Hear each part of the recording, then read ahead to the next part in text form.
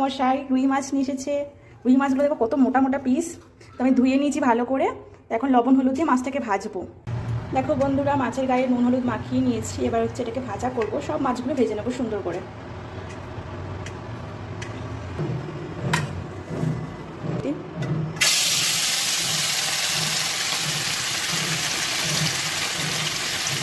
ভেজে নিই, তারপর পরপর সবগুলো ভেজে নেবো। তো বন্ধুরা, আমি 4 পিস দিয়েছিলাম তেলের মধ্যে, সেটা ভাজা হয়ে গেছে মাছগুলো। আর এখানে আরও কিছু রয়েছে, সেগুলো ভাজলাম, ভাজতে দিয়েছি। আর এদিকে মাথা দুটো রয়েছে, সেটা পরে ভাজবে।